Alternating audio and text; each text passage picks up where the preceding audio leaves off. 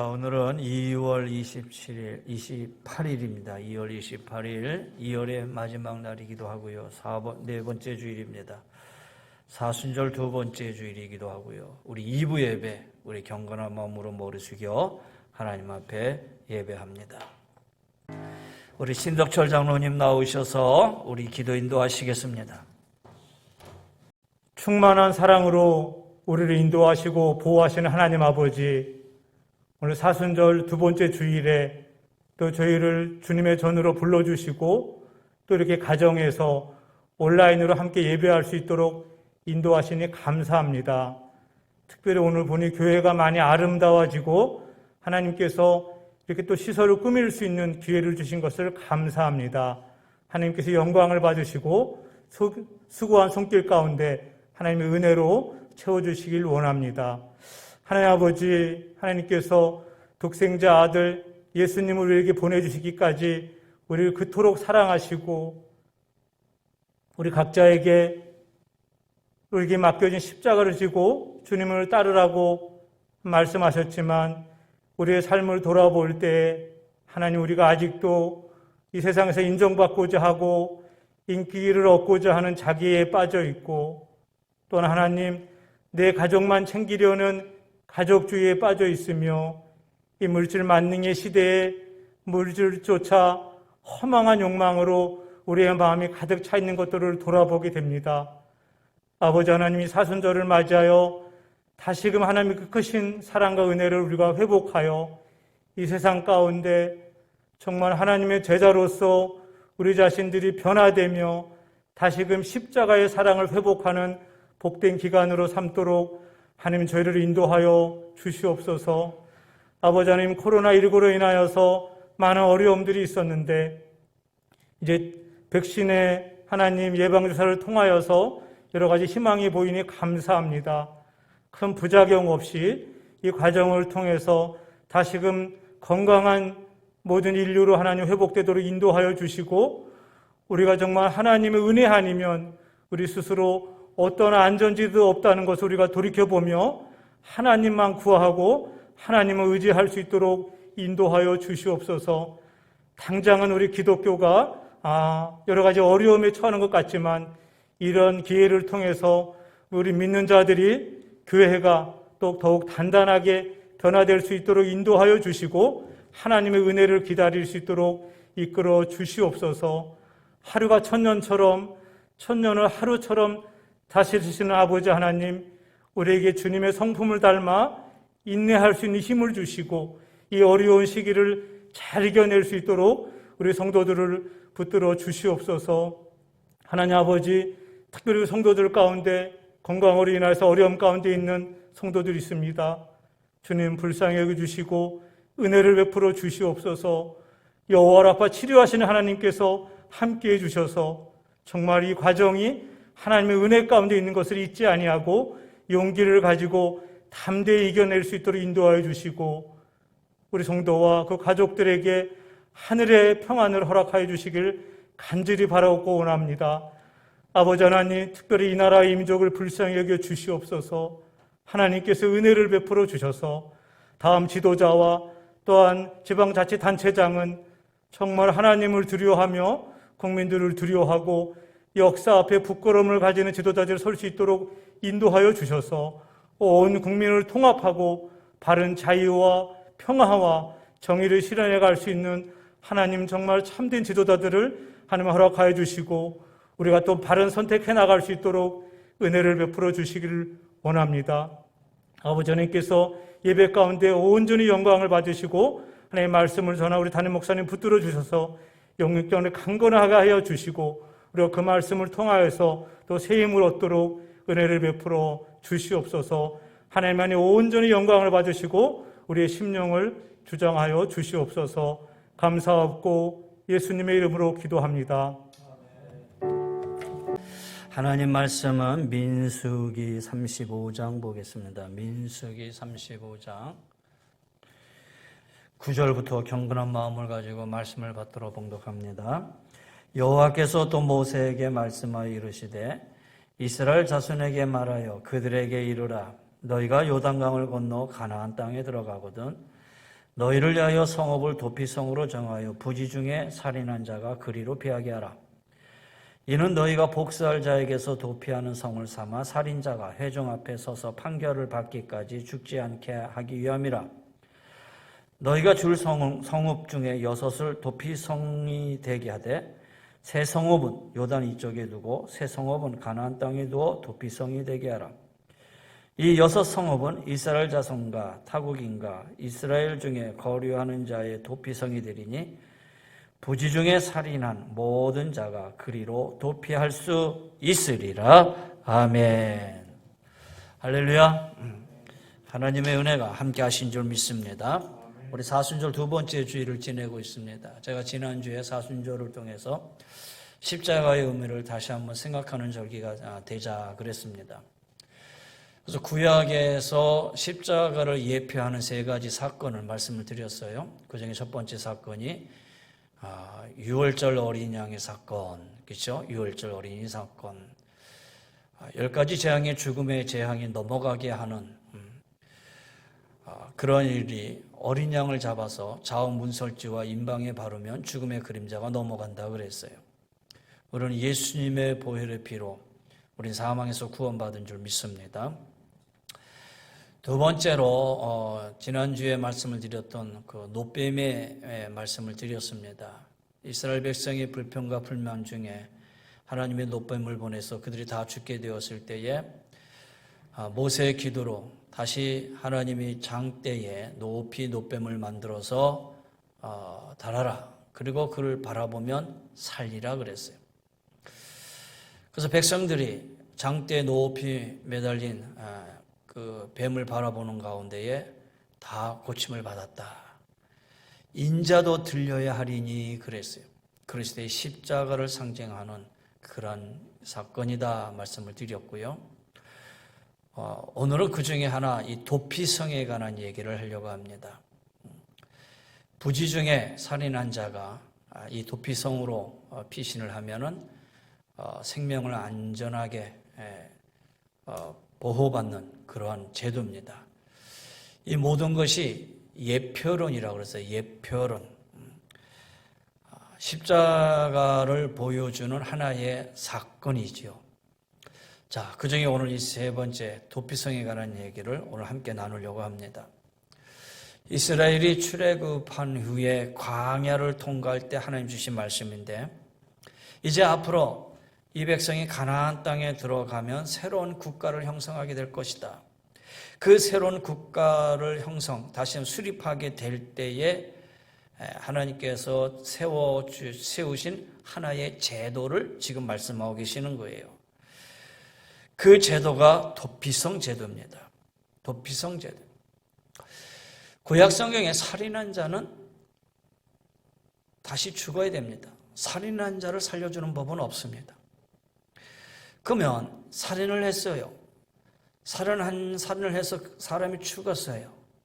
그러면 살인한 사람은 어떻게 되느냐? 죽은 사람에서 가장 가까운 친족, 죽은 사람의 가장 가까운 친족이 이 사람을 죽일 수 있는 권한이 있는 거예요. 그래서 그 사람을 죽여요. 그러면 또 죽임을 당한 그 집안이 또 가만히 있겠어요? 또 죽여요. 그러니까 복수가 계속 악순환으로 이루어지고 있는 거예요. 하나님이 이것을 끊고자 하신 것이죠. 악의를 품고 사람을 죽인 경우에는 하나님도 용서하지 않으셨어요. 그런데 문제는 악의가 아닌 부지 중에 어쩌다 보니 실수로, 예를 들어 이런 경우예요. 나무공이 도끼를 가지고 벌처를 하고 있는데, 나무를 베고 있는데 나무를 찍다가 갑자기 도끼날이 휙 날아가가지고 옆에 있는 사람에게 머리에 맞았어요. 그래서 그 사람이 죽었어요. 이거는 우발적인 사건이잖아요. 우발적인 사건. 생각지도 않았던 그런 일이에요. 사람을 죽이려고 했던 것도 아니에요. 근데 여하튼간 사람을 죽였어요. 죽음을 당한 그 가족의 입장에서 보면 억울하지요. 언통도 하겠지요. 그러나 죽인 사람의 입장에서 보면은 전혀 내가 죽일 의도가 없었는데 사람을 죽였으니 자기는 살인자가 되고 말았어요. 그럼 이 사람도 죽임을 당해야 되잖아요.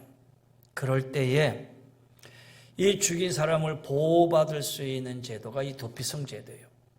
그러면은 이 사람은 어디로? 도피성으로 빨리 가야 돼요.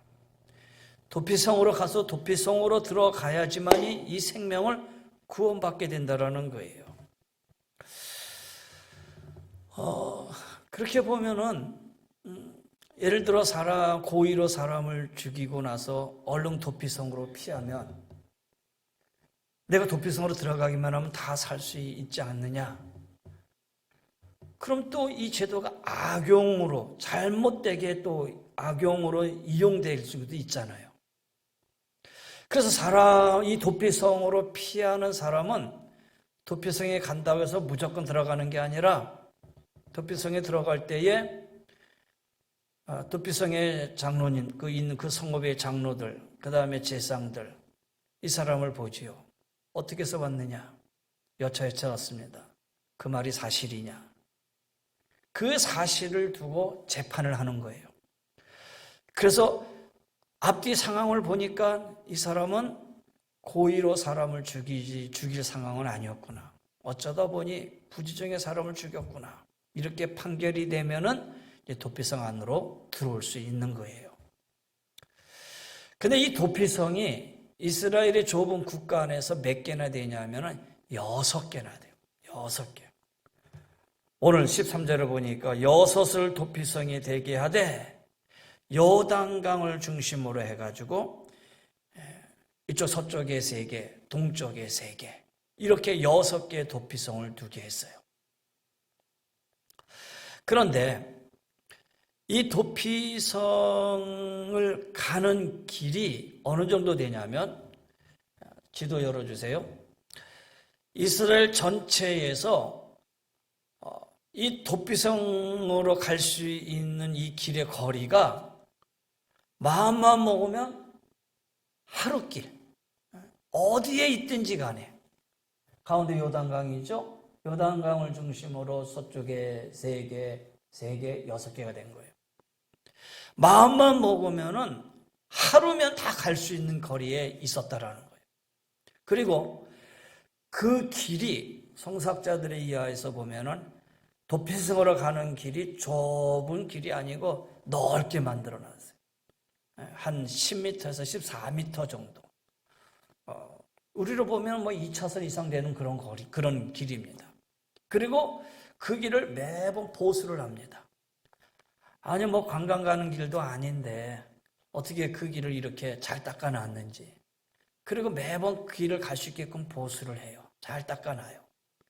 그리고 혹시 가다가 또 잘못 갈 수 있을까봐 가는 곳마다 팻말을 이렇게 붙여놓습니다. 도피성 가는 길이라고 딱 붙여놓습니다. 그래서 이스라엘 전역에서 누구든지 어느 누구든지 하루길이면 다 갈 수 있는 길을 열어놓은 거예요. 그런데 이 도피성을 보면은 헤브론, 세겜, 게데스, 바산, 골란, 길랄, 라모, 베셀인데 저 시골에 있는 작은 곳을 얘기하는 곳이 아니에요. 성경을 아는 사람들은 이 지명들을 다 아는 지명이에요. 그러니까 소도시, 조그만 시골의 성읍이 아니라 그래도 성경에 알만한 지명들, 굵직굵직한 그런 지명들 있는 곳에다가 이 도피성을 다 마련해 놓은 거예요. 그래서 쉽게 찾는 거예요. 헤브론에 가면 있다. 그 다음에 세겜에 가면 있다. 게데스에 가면 있다. 그래서 이스라엘 전역에 있는 모든 사람들의 머릿속에 6지역의 이 도피성을 웬만하면 다 알게끔 만들어 놨다라는 거예요. 자, 그렇게 본다면 이 도피성이 죄인의 생명을 구원하는 제도로 말씀드린 것처럼 십자가와 일맥상통함을 우리가 알 수가 있어요. 그러니까 십자가가 구원을 상징한다면 십자가 구원의 상징의 일종의 예고편으로 이 도피성을 하나님께서 이미 오래전에 이스라엘 백성들에게 제도로 만들어 주신 거예요. 죽을 수밖에 없는 죄인이 생명을 구할 수 있는, 생명을 잃을 수 있는 유일한 길이 도피성이다라는 거예요. 도피성이 없으면 아무리 우발적인 살인자라 하더라도 어쩔 수 없이 내가 아주 그냥 실수로 사람을 죽였다 하더라도 이 사람이 죽음을 면할 수 있는 길이 없어요. 이 사람도 역시 죽어야 된다는 거예요. 그런데 이 도피성 때문에 이런 사람들이 살 수 있는 길을 열어주게 된 거예요. 바로 예수님의 십자가의 죽음을 상징하는 내용이에요. 오늘 35장의 26절로 쭉 내려가 보면, 오늘 본문의 밑에 부분 26절로 내려가면 이런 말씀이에요. 살인자가 어느 때든지 그 피하였던 도피성 지경에 밖으로 나가면 피를 보복하는 자가 도피성 지경 밖에서 그 살인자를 만나 죽일지라도 피 흘린 죄가 없나니. 이 도피성에 머물러 있어야만 살 수 있었어요. 이 도피성 밖을 이제 나갈 수는 없어요. 나가면 이제 이 사람은 다른 사람에 의해서, 죽음을 당한 사람들에 의해서 또 이 사람은 죽을 수밖에 없는 거예요. 그래서 이 사람은 도피성에 들어온 이상 도피성에서 살아야 돼요. 그런데 도피성에서 살다가 나갈 수 있는 방법이 유일하게 두 가지가 있어요. 첫 번째 방법은 그 도피성을 관할하던 지키고 있고 도피성을 관리하는 제사장이 죽었을 경우, 제사장이 죽었을 경우에는 이 도피성을 나갈 수가 있어요. 그러면 이 사람의 죽음을 누가 대신 죽었다? 제사장이 죽었다라고 인정을 해주는 거예요. 그래서 제사장이 죽으면 나가는 거예요. 이 사람의 죽을 생명을 제사장이 죽었으니까 이 안에 있는 사람들의 죄는 이제 다 용서받는 거예요.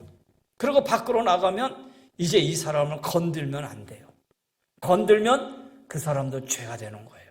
그래서 생명을 보존할 수 있는 거예요. 나갔을 때. 두 번째 나갈 수 있는 방법은 자신이 죽으면 나가지요. 자신이 죽으면, 거기 살다가 죽으면 나가는 건데 그건 사실 아무런 의미가 없지요. 여러분, 마찬가지예요. 일단 도피성으로 피난한 사람은 보호를 받아요. 성 밖으로 나가면 죽음을 당해요. 여러분, 우리는 그리스도 안에 있는 자들이에요. 할렐루야. 오늘 믿음의 성도들은 그리스도 안에 있는 사람들이에요. 여러분이 오늘 이 말씀에 동의를 하든 동의를 안 하든 그게 중요한 게 아니에요. 중요한 것은 말씀이에요. 이 말씀에 의해서 보면 여러분, 주님 안에 있으면, 예수 그리스도 안에 있으면 의와 생명이에요. 이 안에 있으면 구원을 받아요. 그러나 그리스도 밖으로 나가는 순간 영원한 사망이에요. 오는 사자가 다니면서 삼킬자를 찾는데 삼킬 대상이 되고 마는 거예요. 그리스도 안에 있어야지만이 구원이 있고 생명이 있어요.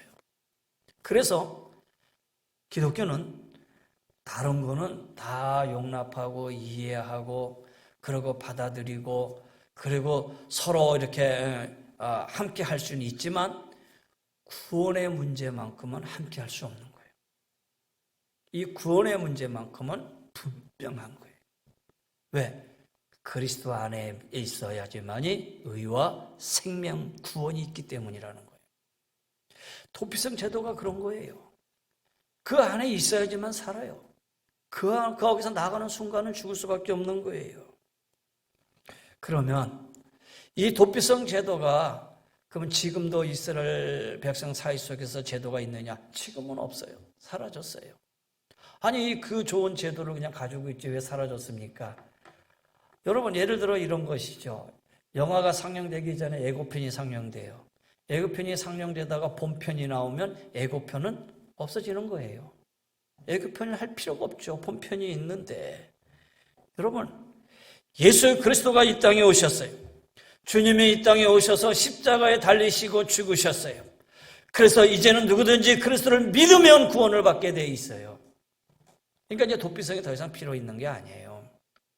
그렇다면 이 도피성 제도가 십자가를 통해서 우리 안에 그대로 실현되고 있는데, 그러면 이 도피성을 통해서 바라본 십자가의 구원이 그러면 오늘 우리에게 구체적으로 어떻게 적용되고 있느냐, 어떤 내용이냐라는 거예요.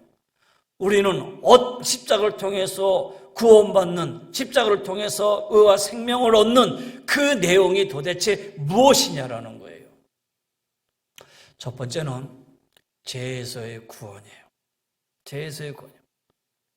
여러분, 십자가를 얘기할 때마다 이미 여러분은 이 말씀을 듣고 들어도 수십 번 들었을 거예요. 그러나 이건 진리입니다. 변할 수 없는 거예요. 설교자의 입장에서는 외쳐도 부족하고, 듣는 여러분에게 있어서는 들어도 부족한 말씀이에요. 왜? 이거는 영원하신 하나님의 말씀이기 때문이에요. 이 십자가는 주님의 공의와 사랑을 보여주는 거예요.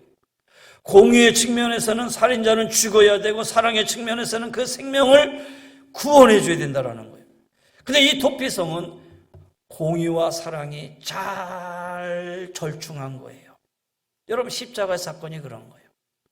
십자가의 사건은 하나님의 공의가 실현된 곳이에요. 반면에 하나님의 사랑이 임한 곳이에요. 그리스도의 십자가의 죽으심으로 하나님의 공의가 이루어졌고, 그 주님의 십자가의 죽으심의 믿음으로 우리가 구원을 얻는 것은 하나님의 은혜예요.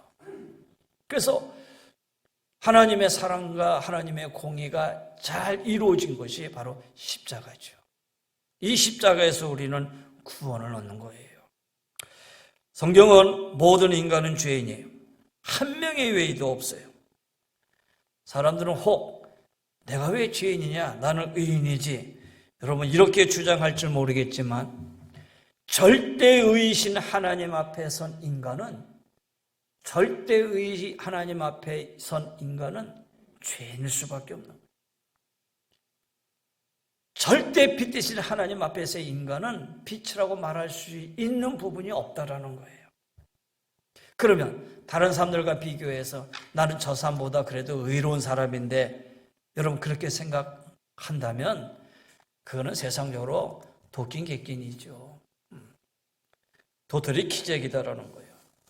왜? 인간의 의가 다 거기에요. 그래서 사도 바울은 얘기합니다. 의인은 없나니 하나도 없다 그랬어요. 하나도 없다 그랬어요. 물론 그 부분을 말씀드리자면 또다시 창세기까지 올라가겠지요. 우리는 하나님 앞에 죄인입니다. 이 땅의 의인은 하나도 없습니다. 그런데 그 죄를 대신해서 예수님이 십자가에서 대속의 제물로 죽으셨어요. 로마서 5장 8절에 이렇게 말씀하십니다. 우리가 아직 죄인 되었을 때 그리스도께서 우리를 위하여 죽으심으로 하나님께서 우리에 대한 자기의 사랑을 확증하셨느니라. 그래서 주님의 십자가에 죽으심은 하나님의 공의의 실현과 더불어 우리에 대한 하나님의 사랑의 증거의 표다라는 거예요. 그 사랑으로 인간을 죄에서 구원해 주셨어요. 이걸 가리켜 대속의 은혜다라고 얘기를 하는 거예요. 그러게 누구든지 그리스도 안에 있는 자에게는 결코 정죄함이 없나니, 이제는 예수 그리스도를 믿고 구원받은 하나님의 자녀를 향해서 정죄할 수 있는 자가 없다라는 거예요. 우리 안에 죄책이 사라졌다라는 거예요. 여러분, 인간이 왜 불안하느냐? 불안한 이유는 근본적으로 이 죄 때문이에요. 죄가 영혼의 목을 조이기 있기 때문에 불안한 거예요. 마치 하늘에 먹구름이 끼어 있는 것처럼 영혼을 답답하게 만들어요. 우리가 그래서 무슨 실수나 잘못이 있을 때 사람에게 용서받는 것도 중요하지만 더 중요한 것은 우리의 영혼이 주님 앞에 십자가 보혈로 용서함 받는 것, 이게 더 중요하다라는 거예요. 이게 더 중요해요. 그래서 우리는 우리 안에는 이 죄책의 모든 문제까지 다 용서를 받아야 돼요. 이것이 용서가 안 되면은 우리는 늘 괴로워요. 이 죄책이 우리를 늘 짓누르고 있어요. 그런데 이것이 용서받는 것이 십자가의 능력이에요. 이것이 십자가의 은혜예요. 사랑하는 성도 여러분, 주님 안에서 평안하시기를 바랍니다. 할렐루야. 주님 안에서 참 기쁨을 소유하시기를 바랍니다.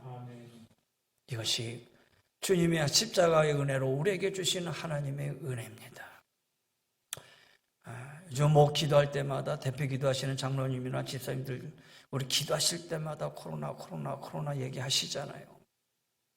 참 힘들고 어려운 세상이지요.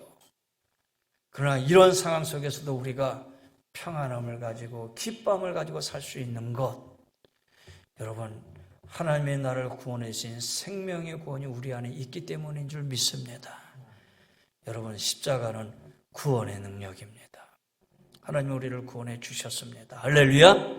두 번째는요, 사망에서의 구원입니다. 모든 인간은 죄로 인해서 반드시 죽게 되어 있어요. 그래서 히브리서 9장에 히브리서 저자는 이렇게 얘기합니다. 한 번 죽는 것은 사람에게 정해진 것이요 그 후에는 심판이 있으리니. 누구나 다 죽어요. 안 죽는 사람 없어요. 그런데 육신의 죽음보다 더 무서운 죽음이 있어요. 영혼의 죽음이에요. 한 번 이 땅에 온 모든 사람은 다 죽어요. 그런데 문제는 그 다음에요. 그 후에는 심판이 있으리니. 이 심판을 통해서 영원한 생명으로 가느냐 아니면 영원한 지옥에서 사망으로 가느냐. 영원한 사망으로 가는 이 죽음을 영원한 죽음, 제2의 죽음이라고 얘기를 하는 거예요. 그런데 이 사망의 원인을 바로 인간의 죄의 모습에서 보는 것이죠. 그래서 성경은 얘기합니다. 죄의 값은 사망이라고 그랬어요. 그런데 이 사망의 원인인 죄값을 주님의 십자가의 죽음으로 대신 치러 주셨어요. 말씀드린 것처럼 이것을 대속이라고 그러고 이걸 구속이라고 그러는 거예요.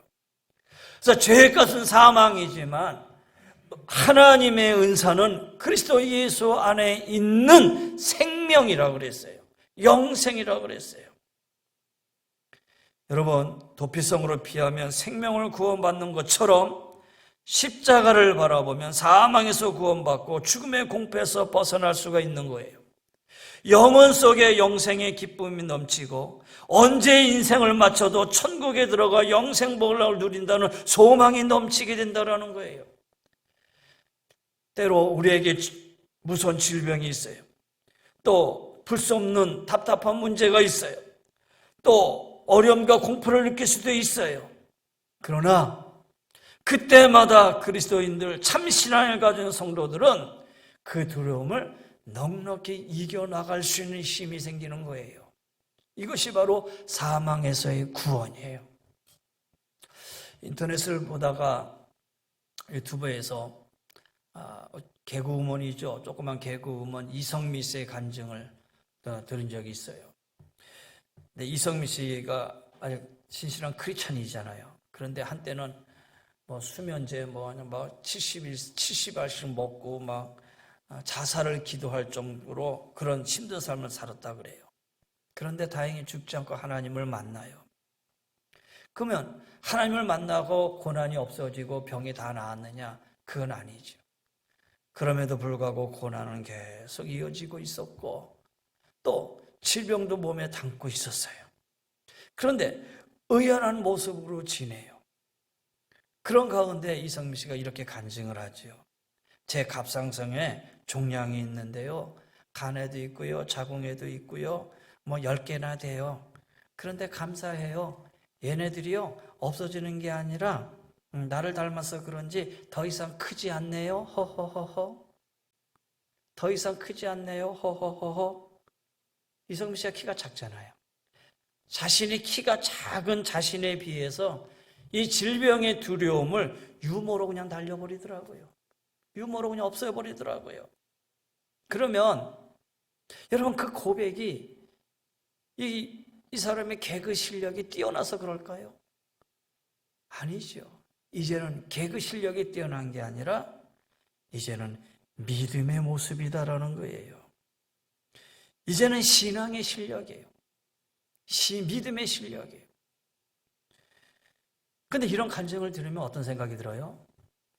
마음이 짠하면서도 따뜻해져요. 한편은 짠해요. 한편은 근데 또 따뜻해져요. 무슨 얘기예요?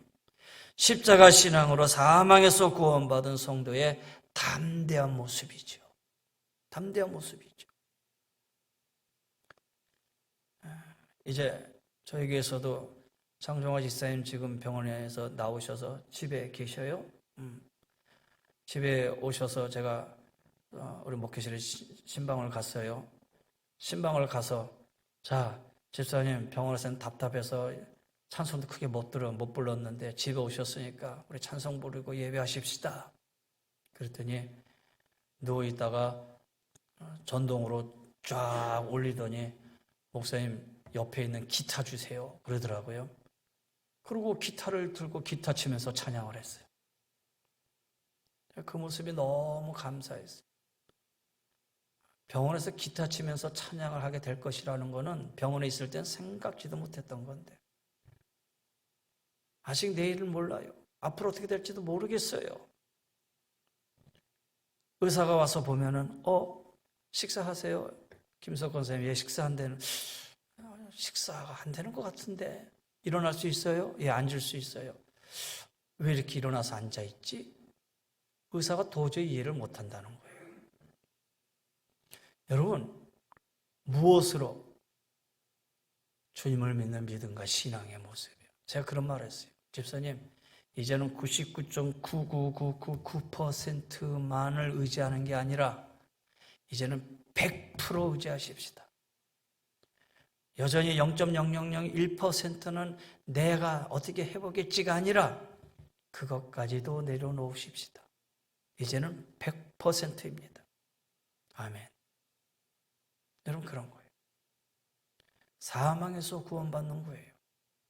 어차피 말씀드린 것처럼 한 번 죽는 것은 사람에게 정해진 것이요. 그 후에는 심판에 있으리. 그렇다면 우리에게 축복은 영원한 생명으로 가는 게 축복이에요. 할렐루야. 영원한 생명으로 가는 게 축복이에요. 그 축복을 우리에게 주기 위해서 예수님이 이 땅에 오시고 십자가에 달리신 거예요. 우리는 그 안에 있으면 되는 거예요. 김진달 집사님도 이제 병원에 들어가면서 내일 모레 이제 다시 야선병원에 가서 이제 결과 보고 항암 치료하겠는데 지금은 조그만 병원에 입원해서 이제 링게로 맞고 이제 그러고 계세요. 가기 전에 기도했어요. 집사님 이기고 오세요. 예, 목사님 이기고 오겠습니다. 이기고 오겠습니다.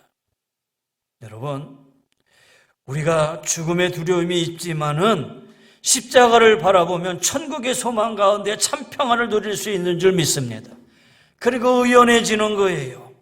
사랑하는 성도 여러분, 육신의 죽음을 넘어 천국을 확신하면서 담대한 마음으로 승리하시기를 바랍니다. 할렐루야. 이것이 바로 도피성의 은혜예요. 사망에서 구원이에요. 마지막 세 번째는 고통에서의 해방입니다. 도피성에 일단 들어가면은 해결받지요. 절박한 위기에서 벗어나지요. 마찬가지로 주님의 십자가 앞에 나오면 주님이 감당해줘요. 주님이 지켜주셔요. 인생을 살다 보면 험악한 일들, 고통, 시련, 질병 우리에게 닥쳐올 수 있어요. 그러면 그때마다 내 옆에 있는 가족들, 형제들, 자녀들 물론 조그마한 힘은 되겠지요. 그러나 연이어지는 그 고통 속에서 그들이 얼마나 나에게 힘이 될 수 있겠어요. 진정한 문제 해결은 하나님의 손에 있다라는 거예요. 그래서 시편 46편 1절에 하나님은 우리의 피난처요 힘이시니 환난 중에 만날 큰 도움이시라. 시편 62편 말씀에 백성들아 시시로 주를 의지하고 그의 앞에 마음을 토하라. 하나님은 우리의 피난처시로다. 네덜란드의 복음 전도자 코린 텐 붐이라는 여사가 있어요. 코린 텐 붐. 아마 신앙 서적을 읽으시는 분들에게는 아마 이 서적들을 한 번씩은 다 읽어보셨을 거예요.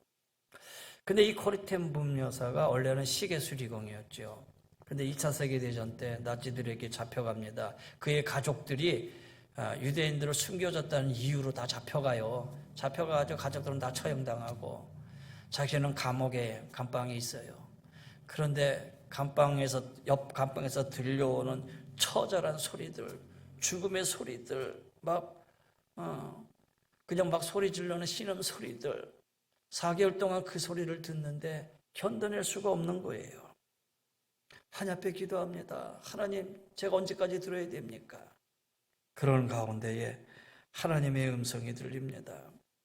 근데 그 전에 그렇게 기도, 하나님, 더 견딜 수가 없어요. 이제는 이 건들 수 없는 이 아픔 속에서 제가 어떻게 해야 됩니까? 어떻게 보면은 기도라기보다는 고통하며 절규하는 소리를 했어요. 그런데 그 기도 가운데에 갑자기 눈에 보이는 게 하나 있는데, 땅 밑에 조그만 개미 한 마리가, 땅이 아니죠, 감옥의 바닥에 개미 한 마리가 기어가는데 뭔지 모르지만 물방울 하나에 딱 떨어져 있었어요. 근데 그 물방울 하나가 떨어져 있으니까 개미가 그 물방울을 피하더니 옆으로 벌어진 그 벽 사이로 들어가서 쏙 숨어버리더라는 거예요. 근데 그걸 쳐다보고 있는데 하나님의 음성이 들려요. 야, 코르텐부마, 내가 저 개미를 보았느냐? 바닥에 물이 있는 것을 보고도 숨을 곳으로 달려가지 않느냐? 그러면 너는 어떻게 되느냐? 나에게 피해라. 내가 너의 피난처다. 내가 너의 피난처다. 저 개미들 같이 나에게 달려오거라. 그 음성이 마음속에 느끼는 순간 이 고리텐 여사의 마음이 평안해져요. 그리고 얼마 안 가서 그 감옥에서 이제 기적적으로 풀려나게 되는데, 전쟁이 끝난 후에 유럽 각지를 돌아다니면서 용서와 사랑의 복음을 전파하지요. 많은 얘기가 있고 많은 그 예화가 이 안에 담겨져 있어요. 그런데 오늘 이 말씀의 이 얘기는 그녀의 책 중에서 주는 나의 피난처라는 부분에서 나오는 거예요. 주는 나의 피난처. 여러분 인터넷 치면 그 책이 나와요. 여러분 그래요. 주님은 오늘도 우리를 초청하셔요. 그리고 기다려서요. 모든 인생이 십자가 앞에 나오기를 아무 조건 없이 지금도 기다리고 계신다라는 거예요. 다 나오라라는 거예요. 누구든지 나올 수 있다라는 거예요. 죄 많은 사람도 괴로움과 복잡한 문제만 가득 가진 그런 사람이라 하더라도 모든 인생의 문제를 가지고 주님 앞에 나오시기만 하면 된다라는 거예요.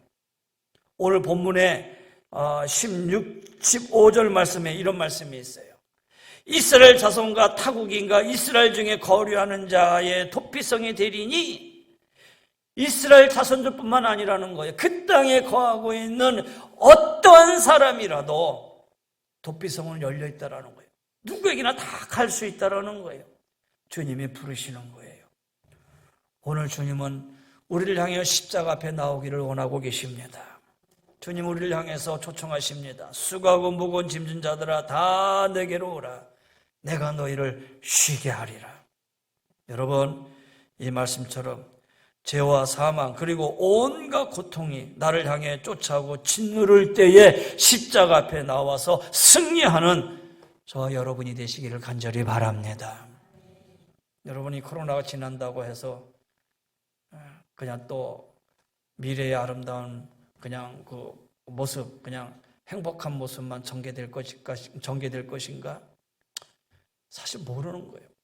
이게 지나가면 또다시 어떤 일들이 우리 앞에 있을지.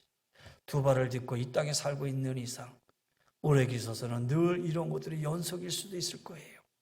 그때마다 한숨 쉬고 근심하고 낙담하고 실망하고 그러며 살아야 됩니까? 아니잖아요. 십자가 은혜가 왜 있습니까? 그래서 있는 거예요. 주님 앞에 나오십시오. 십자가 앞에 무릎 꿇으십시오. 이때일수록 더 많이 기도하십시오. 우리 장로님들, 권사님들, 지사님들 다 함께는 못 모이지만 나눠서더라도 언제든지 주님 앞에 나오셔서 주의 성전을 지키며 기도하십시오. 주님이 우리와 함께 하시고 지키시고 보호해 주시는 줄 믿습니다. 자, 우리 6개의 그 성읍을 한번 열어봐 주세요. 이 지도에 펼쳐난 이 6개의 성읍의 의미를 하나씩 말씀하고 제가 마치겠습니다. 자, 게데스부터 보겠습니다. 의롭다라고 표현되어 있지요. 게데스, 거룩하게 구별되고 성결하다라는 의미예요. 여러분, 우리 하나님은, 우리 주님은 거룩하신 분이에요. 할렐루야. 내가 거룩하니 너희도 거룩하라고 그랬어요. 그래서 성도들은 거룩한 존재예요. 그 다음에 세겜입니다. 밑에 내려서 세겜. 어깨라는 말입니다. 힘과 능력을 상징합니다. 예수님의 능력으로 구원 얻음을 보여주는 거예요. 예수 그리스도는 우리의 힘이요 능력자의 자체이세요. 죄를 지으면 힘을 잃고 약해지고 무능해지지만 주님 앞에 용서함을 받아서 성결해져 새 힘을 얻게 되는 거예요. 주님은 우리의 능력이에요. 그 다음 헤브론입니다. 헤브론, 교제하다라는 겁니다. 연합, 동맹, 교제. 그리스도 예수 안에서 죄를 사함을 받고 하나님과 교통함과 교제함을 뜻하는 거예요. 죄로 인해서 하나님과 교제가 끊어진 후 도피성으로 들어가면 다시 교제가 이루어지는 거예요. 연합이 이루어지는 거예요. 마찬가지로 우리가 주님 앞에 왔을 때 주님과의 연합이 이루어지는 거예요. 로마서 6장을 통해서 요즘 새벽마다 그리스도와의 연합에 관해서 계속 말씀을 드리고 있어요. 우리는 주님과 연합된 자예요. 주님과 교제할 수 있는 자다라는 거예요. 그 다음에 벳셀입니다. 그 옆에 벳셀입니다. 보석, 요새라는 말입니다. 예수님은 우리의 보석이고 견고한 요새를 말합니다. 그래서 다윗은 여호와는 나의 반석이요 나의 요새시니 나를 위하여 나를 건지시는 자다라고 말씀하고 있어요. 그 다음에 라못입니다. 높다, 영화롭다 그런 의미입니다. 예수 그리스도 안에서 죄인이 의인이 되고 진노의 자식이 하나님의 자녀가 되고 영광스러운 기업의 후사가 되었다라는 뜻입니다. 그리고 맨 위에 곤란입니다. 기뻐하며 뛰놀다라는 의미가 있어요. 기뻐하며 뛰놀다. 내가 여기서 나간다라는 망명의 의미라는 거예요. 예수 그리스도 안에서 얻은 영원한 구원의 기쁨이 마치 외양간에서 나온 송아지처럼 굴레 벗은 송아지처럼 기뻐하고 즐거워한다라는 거예요. 그렇게 본다면 하나의 의미가 다 예수 그리스도의 십자가와 연관이 되어 있어요. 도피성은 예수 그리스도의 십자가를 상징하는 거예요. 우리에게 보여주는 예표론이에요. 그렇다면 구약의 도피성이 바로 그런 의미가 있다면 오늘 우리는 십자가가 우리 안에 있잖아요. 사순절 기간을 보내고 있습니다. 십자가 앞에 나와서 모든 문제를 다 내려놓고 주님 앞에 기도하시기를 바랍니다. 그래서 죄와 사망에서 구원받은 것으로 기뻐하시고 어떤 문제라도 해결해 주시는 주님의 은혜를 여러분 한 사람 한 사람 다 체험하며 살아가는 귀한 성도의 삶이 되시기를 주의 이름으로 간절히 권면하며 축원합니다. 기도하십시다. 이제는 우리 주 예수 그리스도의 은혜와 우리 하나님의 근무하신 사랑하심과 성령님 감화감도 멸류인도 충만하여 주심에 십자가의 은혜로 주님 바라보고 그 안에서 참된 의와 생명과 참 구원을 얻고 살아가기를 원하는 우리 사랑하는 귀한 성도님들의 가정 위에 삶의 터전 위에 영육의 강건함 위에 머리 숙인 우리 모두 위에 방송으로 함께하고 우리 성도님들 위에 또 더 나아가 이 민족과 하나님 이 한국 교회 위에 주의 은혜가 영원히 항상 함께하여 주시기를 간절히 축원하옵나이다. 아멘. 우리 오늘 이제 누구는 제대하고 누구는 휴가 나왔는데 누구는 이제 들어가네. 우리 동현이, 동현이. 자, 여러분 동현이가 이제 내일 모레 입대를 하게 되는데, 친구들은 이제 제대도 하고 그러는데 이제 입대하게 됐어요. 우리 체육 집사님 아들이죠. 우리 성경책을 드리는데 여러분 성경책에 우리 청년들 여기다 좀 글을 써서 잘 갔다 오라고 예배 마치고 난 다음에 써서 주시길 바랍니다. 그리고 우리 동현이를 위해서 여러분 계속해서 기도해 주시기를 바랍니다. 어느 통계에 젊은이들 지금 교회에 있는 청년들이 앞으로 10년 뒤에 남을 확률이 30%밖에 안 된다는 통계가 나왔어요. 이거 아주 심각한 거죠. 밖에 있는 청년이 아니라 현재 교회 안에 있는 청년들이 10년 뒤에는 30%밖에 안 남는다. 이건 통계니까 여러분 이 얘기는 거꾸로 우리 청년들을 위해서 정말 기도 많이 해주셔야 되고 우리 청년들, 우리 자녀들, 우리 내일이 주인이잖아요. 지난주에 우리 동이 서 있는데 그래도 지난주에 교회에서 우리 청년들 그다음에 학생들 장학금을 이렇게 제 사무실에서 교육부장님 오셔가지고 전달을 했어요. 뭐 큰 건 아니지만 제가 그런 말을 했어요. 앞으로 너희들이 교회의 주인이다. 앞으로 너희들이 교회의 주인이 되어야 돼. 주인답게 교회를 지키고 있어야 되지 않냐. 제가 그렇게 얘기를 했어요. 그럼 그래요. 우리 자녀들이 교회를 잘 지켜나갈 수 있도록 기도해 주시고요. 우리 동현이가 군생활 잘 마치고 돌아올 수 있도록 기도해 주시길 바랍니다. 하나님의 말씀이 우리 동현이를 지키시고 함께 해 주실 줄 믿습니다. 자, 제가 성기자 증정할 때 우리 뜨겁게 박수 한번 해 주시기 바랍니다.